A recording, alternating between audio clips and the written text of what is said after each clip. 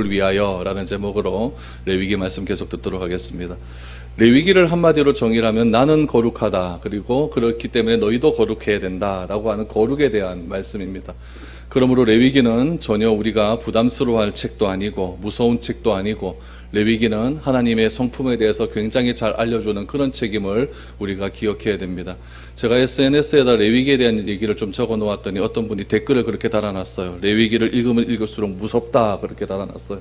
무서울 이유 하나도 없는데요, 그렇죠? 짐승 죽이고 소 죽이고 이래서 무서운지, 왜 무서운지 모르겠지만은 레위기는 무서운 책이 아닙니다. 복잡한 책도 아닙니다. 하나님의 거룩함을 우리가 어떻게 닮아갈 수가 있고, 하나님의 거룩을 어떻게 우리가 인정하며 나아갈 수 있는가에 대한 책입니다. 그래서 이 레위기의 말씀을 통해서 우리가 더 깊은 거룩을 향하여 어떻게 나아갈 것인지를 우리가 좀 더 깊이 묵상할 수 있는 겁니다.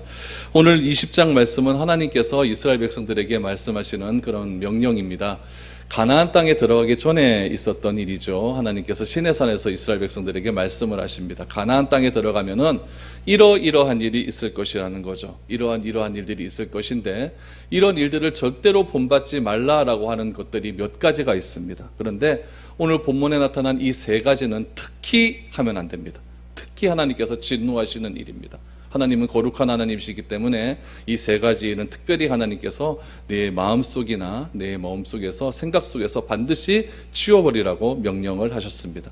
그 세 가지 일이 무엇인지 우리가 한번 살펴보면서 우리가 거룩한 하나님을 좀 더 알아갈 수 있는 그런 시간이 되었으면 좋겠습니다. 사회에서 범죄를 저지르는 사람 중에서 내리는 가장 강력한 형벌은 무엇이냐면 사형입니다. 우리나라도 사형제도가 있지요. 사형을 당하는 사람은 대개나 무차별하게 무분별한 사형을 저지르는 사람이나 국가에 대해서 큰 반역을 저지르는 사람에게 사형을 내리게 됩니다. 마찬가지로 하나님 나라에서도 하나님의 백성에게 내리는 그런 강력한 형벌과 강력한 조건들이 있는데, 그것이 무엇인지를 우리가 먼저 살펴보겠습니다. 첫 번째는 무엇이냐면은 인신제사를 드리지 말아라 라는 겁니다. 인신제사라고 하는 건 무엇이냐면 사람을 죽여서 신께 드리는 제사입니다. 이것은 절대 드리지 말아라 라고 말씀하고 있습니다. 특별히 인신제사 중에서 가장 혐오스러운 제사가 무엇이냐면은 아버지가 자신의 욕심이 있습니다. 강력한 욕심이 있어요. 무엇인가를 구해야 될 것이 있다는 이야기죠. 그 자기 욕심을 위해서 자신의 자식을 신께 태워서 드리는 제사가 가나안 땅에 존재한다는 겁니다. 자식을 신께 자기의 자식을 바치는데, 그 자식을 가장 좋아하는 신이 오늘 본문에 등장을 합니다. 그 신의 이름이 몰렉이라고 하는 그런 신입니다. 옛날 이스라엘 백성 외에도 신께 제물을 태워서 바치는 민족들이 굉장히 많이 있었습니다. 우리 이스라엘 백성들도 레위기 제일 앞부분에 보니까 하나님께 태워서 바치지 않습니까? 소를 태우고 염소를 태우고 양을 태워서 하나님께 바치게 됩니다. 그런데 이런 이방 제사와 이스라엘 제사에는 근본적인 차이가 있다는 것을 여러분 분명히 아셔야 됩니다. 하나님도 태우고 몰렉신도 태우는데 뭐가 다르냐, 이렇게 생각하면 곤란하다는 얘기죠. 그러면은 하나님께 드리는 제사와 우리 이방신께 드리는 제사, 똑같이 태우는 화제의 제사인데 어떤 차이가 있느냐? 이방신들의 제사의 목적은 무엇이냐면은 그 신이 노했습니다. 그 신이 화가 난 거죠. 그 화를 풀게 하기 위함의 제사의 목적이 있는 겁니다. 굉장히 분노했을 때 태워서 드리면 그 신의 분노가 풀어진다라는 데 있죠. 그들의 신은 인간들에게 굉장히 무성의하거나 또한 무관심하거나 화를 굉장히 많이 냈습니다. 그래서 그 신의 노여움을 없게 하기 위해서는 반드시 대가가 필요한데, 그 대가 중에 하나가 무엇이냐면 신전을 잘 지으면 됩니다. 성전을 거대하게 지어서, 또 성전 가운데 금을 좋게 지어가지고 그 성전을 잘 지어놓으면은 신이 가지고 있는 노여움이 풀어진다라고 생각을 했습니다. 또 하나가 무엇이냐면 제물을 그 신께 바치는 일이었습니다.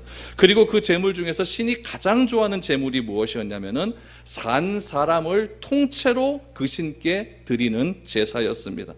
대개 여러분 그리스 사람, 헬라 사람, 그때 로마 시대 때 사람들, 그러니까 굉장히 뒤의 일이죠. 그 시대 사람들은 자기들이 믿는 신들이 있었어요. 그 신들에게는 누구를 바쳤냐면은 전쟁 중에 포로로 잡혀오는 종들 있지 않습니까? 그들을 신들에게 태워서 바치는 일들이 굉장히 많이 있었습니다. 그런데 오늘 이 구약 시대의 가나안 땅, 이 가나안 민족에게는 어떻게 바치냐면은 종을 바치는 것도 아니고 포로를 잡히는 것도 아니고 자기의 아들을 바친다는 겁니다. 왜요? 신의 노여움을 풀기 위해서. 왜요? 아버지의 욕심을 취하기 위해서 아들을 바치는 경우가 있었다는 이야기죠.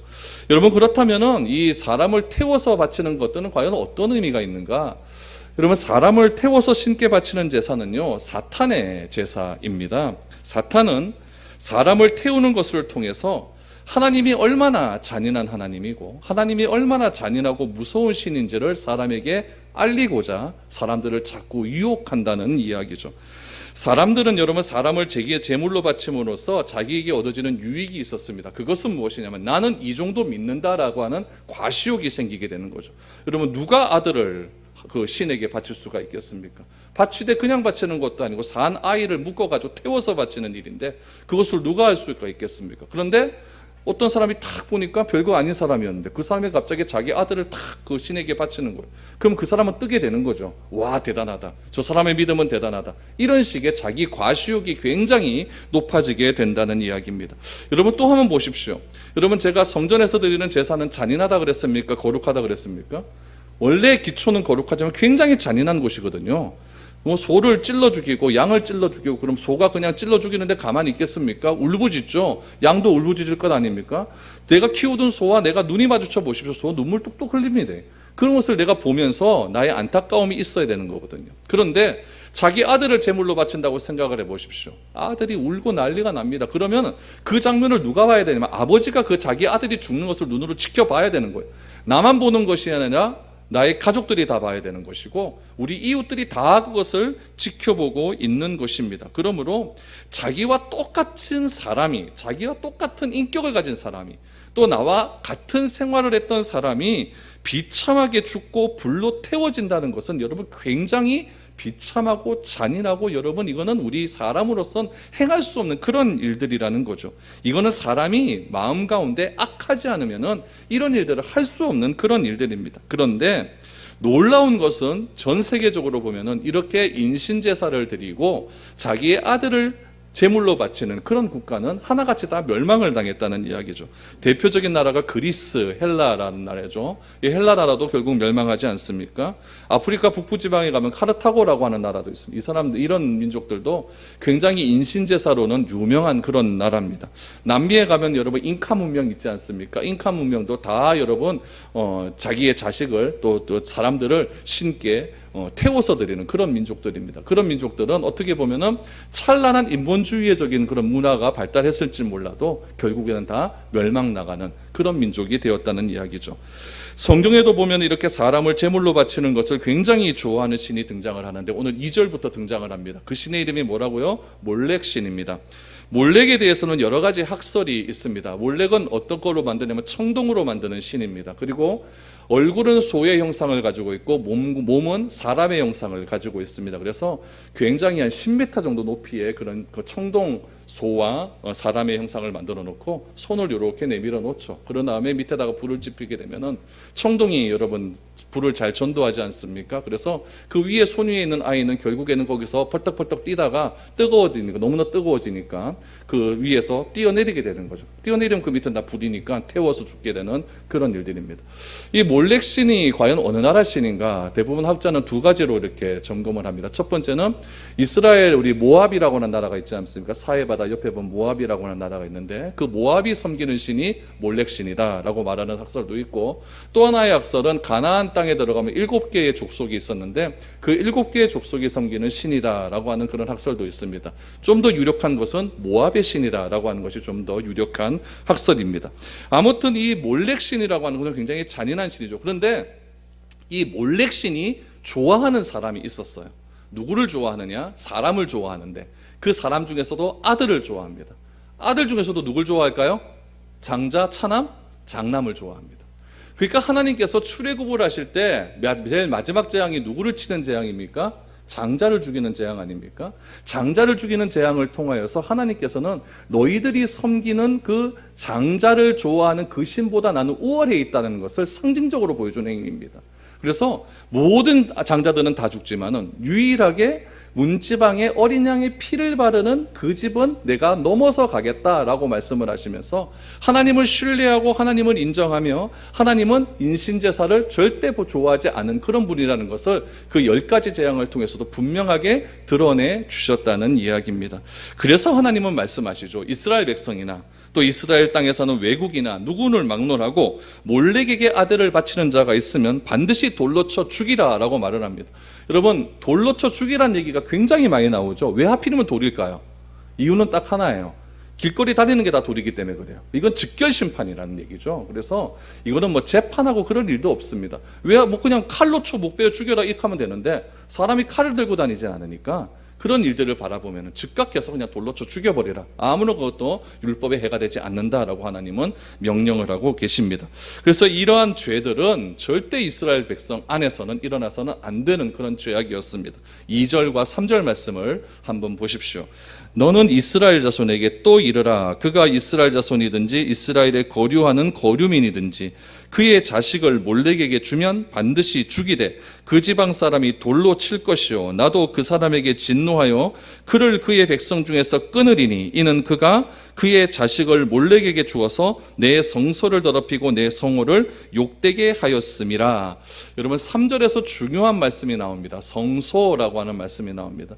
하나님께서 몰렉에게 자기의 자식을 주는 그런 일들이 발생하게 되면 무엇이 더럽혀진다고 얘기했었냐면은 성소가 더럽히고 성호가 더럽혀진다라고 말을 합니다. 성호라고 하는 건 뭐냐면 하나님의 이름을 뜻하는 거죠. 하나님의 이름이 더럽혀진다는 얘기고, 성소라고 하는 것은 무엇이냐면은 우리가 생각하기에 장막, 성막 있잖아요. 그것만 한정지어서 생각할 수가 있는데 그게 아니에요. 여기서 말하는 성소라고 하는 것은 이스라엘 공동체 전체를 이야기하는 겁니다. 그러니까 하나님께서 싫어하시는 것, 하나님께서 굉장히 진노하시는 것이 하나 있는데 그것은 몰렉에게 아들을 바치는 것이다. 그 몰렉에게 아들을 바치게 되면 어떻게 되어지느냐? 이스라엘 전체가 부정해진다는 것. 절대로 이 일은 해서는 안 되는 것이다 라고 말을 하고 있습니다. 왜 이렇게 말씀하셨냐면은 여러분, 이스라엘 전체는 다 하나님의 영역입니다. 하나님께서 이스라엘을 다스리는 왕으로 존재하시기 때문에 이스라엘 전체는 하나님의 영역이고 하나님의 통치를 받는 그런 작은 하나님 나라의 표상입니다. 그러므로 하나님 나라 안에서는 이렇게 더러운 죄악들이 일어나서는 안 된다는 이야기죠. 특별히 이 몰렉에게 아들을 바치는 행위는 하나님이 너무너무 싫어하는 일이기 때문에 이러한 일들이 일어나면 즉각적으로 돌로 쳐 죽여버려라 라고 하나님은 선언하고 있습니다. 특별히 또 하나의 예를 들어서 설명하시는데 그 예가 무엇이냐면은 4절과 5절 말씀에 보면 이런 경우에도 있다는 이야기죠. 4절과 5절을 보십시오. 그가 그의 자식을 몰렉에게 주는 것을 그 지방 사람이 못 본 채 하고 그를 죽이지 아니하면 내가 그 사람과 그의 권속에게 진노하여 그와 그를 본받아 몰렉을 음란하게 섬기는 모든 사람을 그들의 백성 중에서 끊으리라 라고 말합니다. 이 말씀은 무슨 말씀이냐면 이런 경우를 얘기하는 거예요. 나하고 너무너무 친한 사람이 있어요. 근데 임마가 갑자기 몰렉 신에게 자기 아들을 바치는 거예요. 그럼 내가 그것을 봤을 경우에 문제가 된다는 거죠. 보면 어떻게 됩니까? 그 사람을 친한 친구라도 돌로 쳐 죽여야 돼요. 그런데 죽이려고 하니까 얘하고 나하고 그동안 사귄 정이 있는 거예요. 친한 우정이 있는 것이죠. 그러다 보니까 괜히 돌로 쳐 죽인다는 것이 이상해지는 거죠.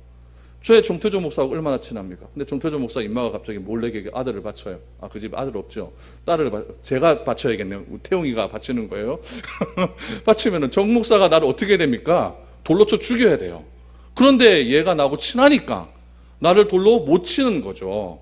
그렇게 될 경우는 어떻게 하겠느냐? 우리도 그럴 경우 있을 것 아닙니까? 그렇죠? 임마 분명히 잘못된 거 있는데 그럼 말을 해주어야 되는데 말을 하면 또 이상해지는 것 같고 우사당할 것 같고, 그러니까 내가 한번 숨겨준다는 얘기죠. 덮어준다는 얘기죠. 그럴 경우에는 어떻게 되는가 이렇게 나옵니다. 5절 말씀해 보니까 내가 그 사람과 그의 권속에 대하여 진노하여 그와 그를 본받아 몰렉을 음란하게 섬기는 모든 사람을 그의 백성 중에서 끊으리라 이렇게 말씀합니다.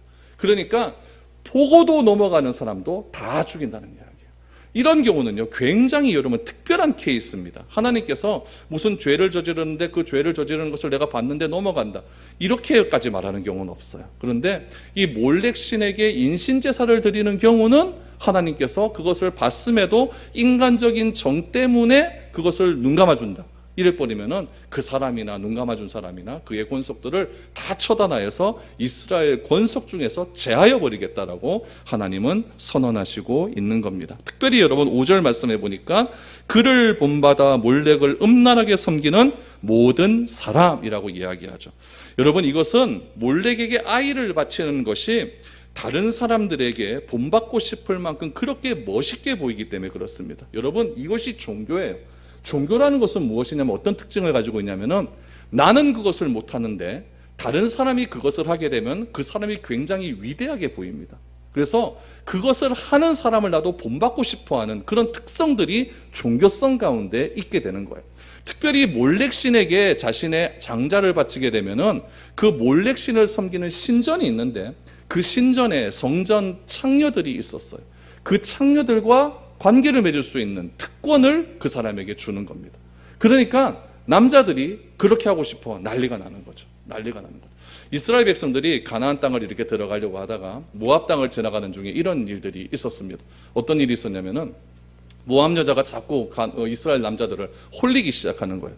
이스라엘 남자가 그 모압 여자들한테 홀려갖고 막 난리가 났습니다. 충분히 그럴 수 있죠. 이스라엘 땅에서 같이 40년을 헤매던 여자는 우리 와이프고 우리 민족의 여잔데 임마는 가만히 보니까 목욕을 언제 했습니까? 옷도 40년 동안 갈아입지도 않았죠. 냄새 풀풀 나죠. 머리 하루만 안 갈아입어도 머리 긴 여자들은 뻣뻣해지는데 그 여자들은 뭐 린스도 없고 그러니까 뭐 뻣뻣하게 사막에서 그래 다니다 보니까 이상해지는 거예요. 근데 몰렉 여자는 보니까 화장도 깨시시하게 이쁘게 하고 옷 야시시하게 입고 윙크 한번 해보니까 이스라엘들이 다 넘어가 버리는 거죠. 그렇게 넘어가는 거예요. 여러분 몰렉 신에게 제사를 드린다는 것은 어떤 특권을 주어주냐면은 그곳에 있는 성전 창녀들하고 관계를 맺을 수 있는 우선권을 준다는 거예요. 그러니까 이스라엘 민족들 가운데는 그것은 하고 싶긴 하고 싶은데 뭐에 못하네요? 내 자식을 줄 수 있는 믿음이 그만큼 없는 거죠. 그런데 어느 날 내 옆집에 사는 사람이 그걸 딱 받쳐버리니까 이야 대단하다. 그러면서 또 한마디 하는 게 너는 좋겠다. 이렇게 나가는 이게 종교라는 거예요. 종교는 여러분 항상 누구와 이렇게 비교하면서 이렇게 올라가게 되어 있습니다. 하나님은 그걸 싫어하는 거예요. 하나님은 사람과 비교해서 나의 신앙을 올라가는 것을 절대 원하는 분이 아닙니다. 나의 신앙은 사람에 의해서 내가 신앙이 더 좋아지는 것이 아니라 하나님의 말씀에 내가 순종하고 그 말씀대로 따르려고 하는 의지와 내 성령님의 감동하심을 통하여서 내 안에서 일어나는 여러 가지 성령의 역사를 통해서 내 믿음이 올라가고 자라나는 것이지 남들이 그렇게 했다고 해서 나도 그렇게 따라간다라고 해서 여러분 절대 신앙이 자라는 건 아니라는 것입니다. 이방의 종교들은 그런 것들을 이용해서 자꾸 잘못된 신앙으로 사람들을 끌고 갔다는 이야기입니다. 여러분 이처럼 몰렉신은 하나님이 가장 싫어하는 종교일 뿐 아니라 이스라엘 백성들도 한번 해보고 싶다라고 하는 충동을 일으키게 하는 그런 아주 잔인한 종교였다는 겁니다. 그러나 몰렉에게 아이를 바치는 자는 어떻습니까? 다 5절의 말씀처럼 다 죽는다라고 이렇게 하나님은 우리들에게 경고하고 있습니다. 그래서 이 인신제사에 대해서 하나님은 말씀합니다. 두 번째는 무엇입니까? 신접한 자입니다. 신접한 자, 점치는 자들이죠. 6절 말씀을 한번 보시기 바랍니다.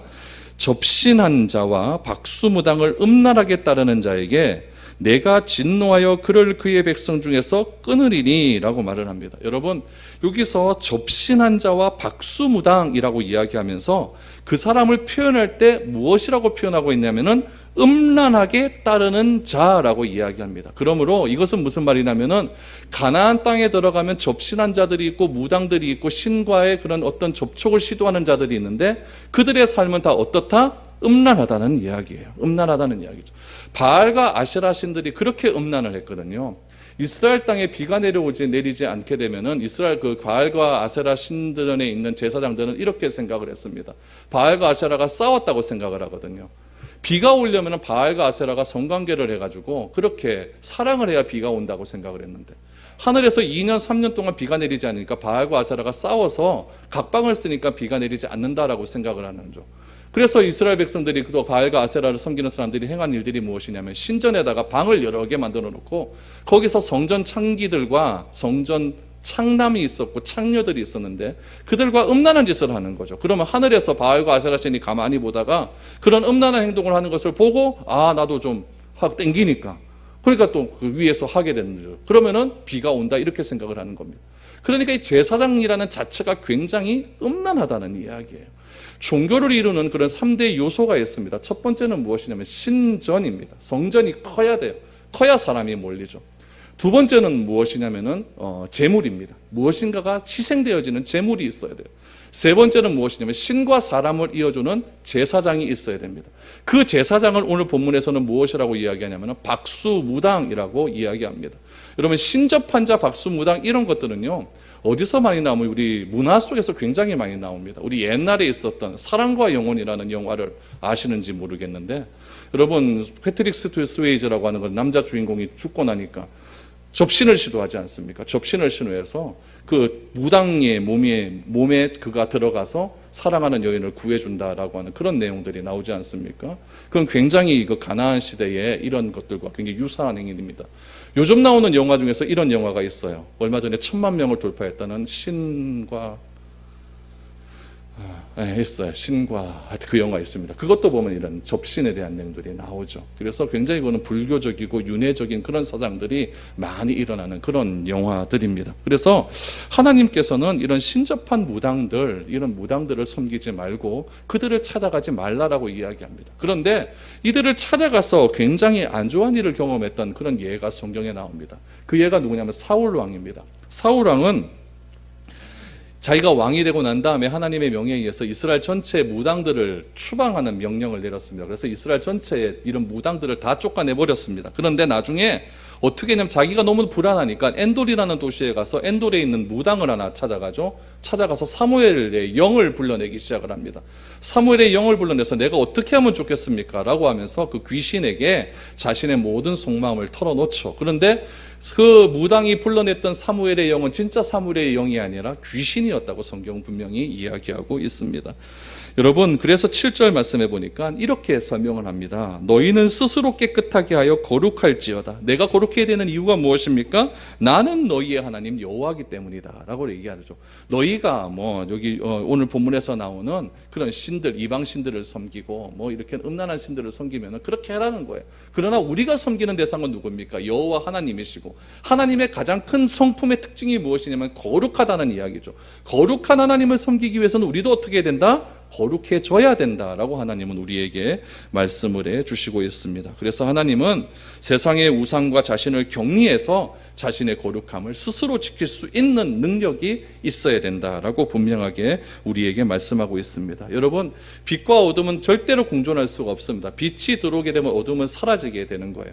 요한복음에도 보면 태초에 말씀이 계시니라, 그 말씀이 하나님과 함께 계셨다라고 말씀합니다. 빛이 등장을 하자 이 세계에 있는 모든 어둠은 물러갔다라고 말을 합니다. 하나님이 천지를 창조하실 때도 모든 이 세상이 흑암 가운데 있었지만 하나님께서 선언을 하십니다. 빛이 있으라라고 선언을 할 때 그 모든 흑암은 사라지기 시작을 했다는 거예요. 빛과 어둠은 함께 공존할 수가 없습니다. 하나님과 죄는 서로 공존할 수가 없어요. 그러므로 우리 마음 가운데 빛 대신 그리스도가 들어오게 되면 어두움은 사라지게 된다는 겁니다. 절대 싸우려고 하지 마십시오. 죄와 싸우려고 하면 싸우면 싸울수록 더 힘들어지는 겁니다. 우리가 해야 할 일은 무엇이냐면은 하나님을 더 깊이 알아가는 데요. 알아가면 거기서 승리를 거둘 수 있다는 것을 이야기하고 있습니다. 그래서 하나님의 세계는, 하나님의 그런 마음들은 우리가 호기심으로 접근을 하는 것이 아니라 하나님의 말씀으로 접근해야 은혜를 받을 수가 있고 그 은혜 속에서 내가 안전한 삶을 누릴 수 있는 겁니다. 그래야지 여러분 성경을 바로 이해할 수가 있지. 어떤 성경을 무서워서 못 읽겠다. 무서운 성경 뭐하러 하나님께서 우리에게 주셨습니까? 하나님께서 무슨 공포영화 찍을 일이 있습니까? 추리소설 주실 일이 있습니까? 요한계시록은 무서운 것도 없고 여러분 레위기가 무서운 것도 없습니다. 여러분 아무것도 무서운 것도 없고 그것을 잘 모르기 때문에 우리가 그렇게 생각할 수 있다는 겁니다. 그래서 호기심으로 접근하지 마시고 하나님 말씀 그대로 여러분 접근하게 되면은 하나님의 은혜가 그 가운데서도 임하게 될 줄 믿습니다. 첫 번째는 인신제사에 관련된 부분이었고 두 번째는 무당들에 관련된 부분이었습니다. 점치지 말라는 이야기입니다. 점치지 말라는 이야기예요. 세 번째 부분은 무엇인가? 성적인 부분입니다. 우리 11절과 12절 말씀을 보십시오. 누구든지 그의 아버지와 아내와 동침하는 자는 그의 아버지의 하체를 범하였은즉 둘 다 반드시 죽일지니 그들의 피가 자기들에게로 돌아가리라. 누구든지 그의 며느리와 동침하거든 둘 다 반드시 죽일지니 그들이 가증한 일을 행하였음이라. 그들의 피가 자기들에게로 돌아가리라. 여러분, 아버지와 아내와 동침하는, 어머니와 동침하는 일이죠. 이 일은 여러분 직접적인 그런 성경의 예는 나오지 않지만 계모와 동침하는 일은 성경에 나옵니다. 어디서 나오면 고린도전서에 보면은 고린도 교회에 이런 일이 실제로 존재했습니다. 그래서 사도 바울이 고린도 교회를 향해서 굉장히 질타하는 내용들이 나오게 되죠. 하나님께서는 계모와 동침하는 자는 아버지의 하체를 범했다라고 선언하십니다. 그래서 그것을 범하는 자는 그 피가 자기 머리로 돌아가게 될 것이다 라고 말을 합니다. 또 아버지에게 얘기합니다. 며느리와 동침하는 자는 반드시 죽일지나 라고 이야기합니다. 여러분, 며느리와 동침하는 예도 여러분 우리 주변에서 많이 볼 수 있습니다. 중국에 가면 여러분 양귀비라고 하는 아주 귀쁜 그런 여자가 살고 있지 않았습니까? 너무나 이 아름다운 양귀비. 저는 근데 그 양귀비 얼굴을 그 역사책에서 보니까 그렇게 이쁘진 않아요. 근데 그 당시에는 그런 얼굴이 이뻤나 봐요. 근데 양귀비가 있었는데 그 양귀비는 여러분 중국의 황제 현종의 며느리였죠. 현종이 그러니까 자기 아들의 그 아내였습니다. 현종이 가만히 보니까 자기 며느리가 너무너무 이쁜 거예요. 그래서 너무나 아름다움을 보고 아들의 아내인 이 양귀비를 빼앗아서 자기 부인으로 삼아 버렸죠. 이렇게 되니까 여러분 이게 굉장히 이상해지는 겁니다. 족보가 굉장히 이상해지지 않습니까? 이런 것들에 반란을 일으켜서 안록산이라고 하는 사람이 반란을 일으키게 되죠. 일으켜서 결국 이 현종은 그 반란에 의해서 황제의 자리에 쫓겨나는 그런 일들도 일어나게 됩니다. 결국 며느리를 탐하게 되니까 그 피가 누구에게로 돌아옵니까? 자기에게로 그대로 돌아오는 일들도 역사 속에서 일어나게 됩니다. 여러분, 사람이 사람답다라고 하는 것은 절제의 능력이 있을 때 사람이 사람다울 수 있습니다. 동물과 사람의 차이점은 여러 가지가 있지만 그중에서 가장 큰 것은 여러분 절제의 능력이 있을 때 사람이 사람다울 수 있습니다. 짐승이 여러분 발전기가 돼 보십시오. 그 발전기 된 짐승들 잘못거리면 죽습니다. 큰일 나요. 큰일 나기 때문에 근데 사람은 그렇지 않습니까? 사람은 절제의 능력이 있지 않습니까?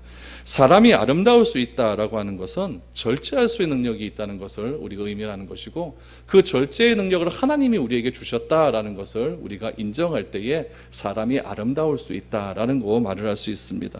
인간이 욕망을 절제하지 못했다라고 한다면 짐승과 다를 일이 무엇이 있겠습니까? 그래서 11절부터 보시면 굉장히 이상한 성적인 범죄들이 계속해서 나옵니다. 특별히 13절 말씀 보십시오. 누구든지 여인과 동침하든 남자와 동침하면 둘 다 가증한 일을 행하신즉 반드시 죽일지니 자기의 피가 자기에게로 돌아가리라. 동성애에 관한 부분입니다. 사람이 동성을 좋아할 수는 있습니다. 그렇죠? 남자가 남자 좋아할 수 있죠. 이것을 무엇이라고 합니까? 우정이라고 합니다. 남자가 남자 좋아하고 여자가 여자를 좋아하는 것을 사랑이라고 얘기하지 않고 우정이라고 이야기를 합니다. 그래서 여러분, 친구 사이의 우정이지 이성을 사랑하듯 동성끼리 사랑하는 것은 하나님께서 굉장히 싫어하시는 행위입니다. 하나님은 남자를 남자로 만드시고 여자를 여자로 만드셨거든요. 그것이 아름다운 거죠. 남자가 여자일 수 없고 여자가 남자일 수 없습니다. 이것은 우리가 태어나면서부터 결정되어서 태어난 일입니다. 그런데 이 동성애자들을 보면은 이것은 태어날 때부터 잘못 태어났다라고 이야기를 하죠. 나는 여자로 태어나야 되는데 남자로 태어났고 남자로 태어나야 되는데 여자로 태어났다라고 이렇게 이야기를 하면서 애초에 나는 여자이기 때문에 여자가 되어야 되고 애초에 나는 남자이기 때문에 남자가 되어야 된다라고 동성애자들은 그렇게 이야기를 합니다. 여러분, 동성과 연애하는 자들 나름대로 이유가 있겠지만은 사람은 이 세상에서 자기의 감정을 다 누리며 살아갈 수 있는 존재는 아닙니다. 인간은 여러분 자기의 감정을요 믿음이라고 하는 것으로 승화시킬 때 가장 아름다워질 수 있습니다. 내 감정이 하나님 안에서 하나님의 은혜에 푹 깊숙이 빠져서 내 감정을 하나님의 은혜로 승화할 때 그 감격이 얼마나 아름다운지 모릅니다. 인간에 대한 사랑이 얼마나 큽니까? 자기 자신을 사랑하면 나르시즘이 얼마나 요즘 많습니까? 그렇게 사랑하는 것이 아니라 내가 너무 사랑하는 것이 아니라 하나님께서 나를 위해 십자가에서 죽으신 그 놀라운 사랑이 있기에 그 사랑을 인하여 내가 존귀함으로 내에 대해서 하나님의 은혜에 감격해서 내가 사랑하게 되고 나 같은 자를 구원해 주신 그 하나님의 은혜에 감사하는 눈물을 흘릴 때 그의 모습이 얼마나 아름답겠습니까? 여러분, 내 감정을 다 표출하는 것이 아니라 그것은 여러분 짐승과도 같은 것이죠. 내 감정을 하나님 안에서 신앙으로 승화시킬 수 있는 그런 절제의 훈련이 우리 가운데서 반드시 필요하다는 이야기입니다. 15절 말씀에 보니까 짐승과 관계 맺는 그런 사람들의 이야기도 나옵니다. 이것이 가나안 땅에서 행하던 풍습입니다. 고모도 나오고 이모도 나오고 오만상 이야기들이 다 나옵니다.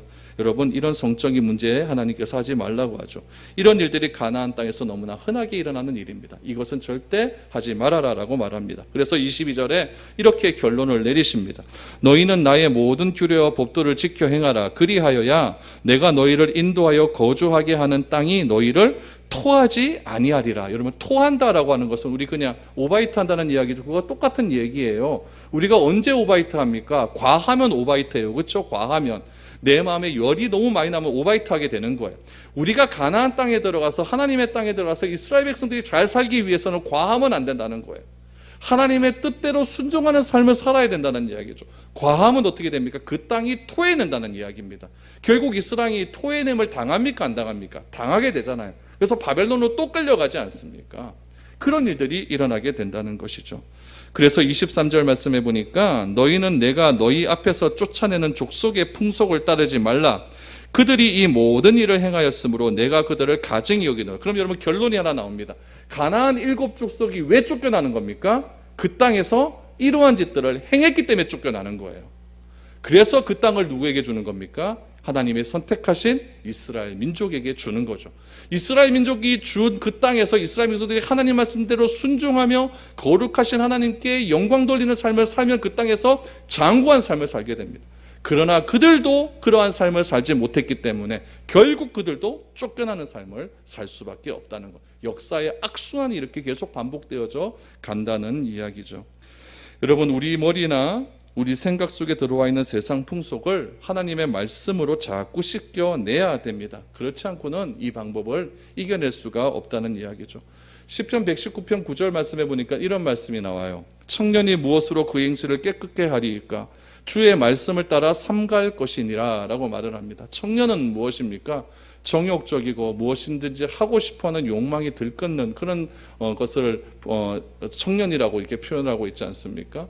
내가 하고 싶어하는 욕망들이 절제되지 않고 내가 하고 싶은 감정들이 절대되지 않는 이유는 무엇입니까? 주의 말씀이 나에게 없기 때문에 그렇다는 이야기죠. 하나님의 말씀으로 내 행실을 깨끗하게 할 수 있는 방법은 오직 주의 말씀밖에 없다라고 그렇게 강조하고 있습니다. 그래서 이렇게 결론을 짓습니다. 26절에 보니까 너희는 나에게 거룩할지어다. 이는 나 여호와가 거룩하고 내가 또 너희를 나의 소유로 삼으려고 너희를 만민 중에서 구별하였음이니라. 구별이란 말에 여러분 포인트를 주시기 바랍니다. 무엇으로부터 구별입니까? 죄로부터 구별입니다. 무엇으로부터 구별입니까? 오늘 레위기 20장에서 나오는 이 세 가지의 행위로부터 구별입니다. 무엇으로부터 구별입니까? 하나님을 멀리하고 하나님을 싫어하고 하나님을 비방하는 모든 것들로부터 나의 감정으로부터의 구별입니다. 그런 구별되려고 우리를 하나님께서 구해 주셨다라고 말을 합니다. 결론을 짓습니다. 인신제사는 오늘날에는 극히 일어나지 않습니다. 저기 미개한 아프리카나 남미의 그런 원주림에서는 가끔씩 일어나겠죠. 현대사회에서는 일어나지 않습니다. 그러나 여러분, 이런 인신제사가 오늘날 우리 종교계 안에도 일어날 수는 있다는 이야기. 어떤 식으로 일어납니까?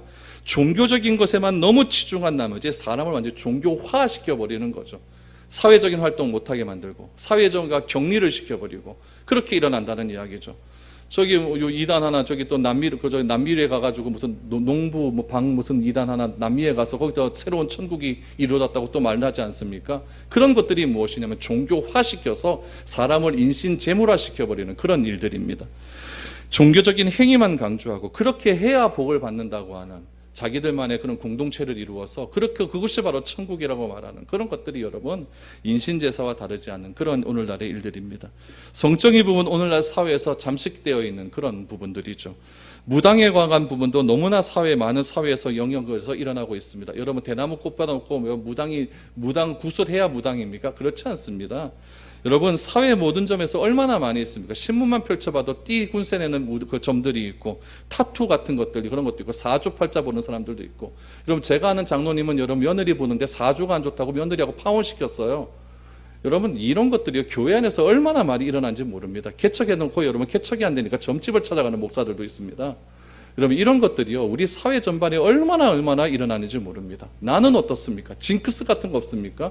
무슨 뭐 사업적인 계약을 하는데 나는 그 계약을 할 때 나는 속옷을 안 갈아입는다? 이런 징크스 없습니까? 다 무당의 우상 숭배에 대한 점에 대한 그런 부분들입니다. 여러분 그런 것들에 절대 현혹되지 마십시오. 뭐가 무서워서 여러분 이사가 갖고 못을 하나 못 박습니까? 뭐가 무서워서 여러분 이사 가는데 꼭 나를 받아야 됩니까? 뭐가 무서워서 내가 이름을 지으면 되지 자식 낳아놓고 왜 내가 이름 지으려고 철학관 가서 복을 달라고 그렇게 이름으로 복 달라고 그렇게 빌고 있습니까? 다 무당에게 절하는 그런 행위들입니다. 이런 것에서 여러분 자유하십시오. 하나님은 자신을 거룩하다라고 말씀하셨습니다. 거룩한 하나님께 나아가기 위해서는 나도 거룩해져야 됩니다. 거룩해지기 위해서 우리를 구별하여 주셨다고 말씀하고 있습니다. 이 사실을 꼭 기억하시고 우리 사회 속에서 내 삶 속에서 이런 부정하고 가증한 것들은 쫓아내시고 하나님의 거룩한 성품에 동참하며 나아갈 수 있는 저와 여러분들이 될 수 있기를 축복드립니다. 기도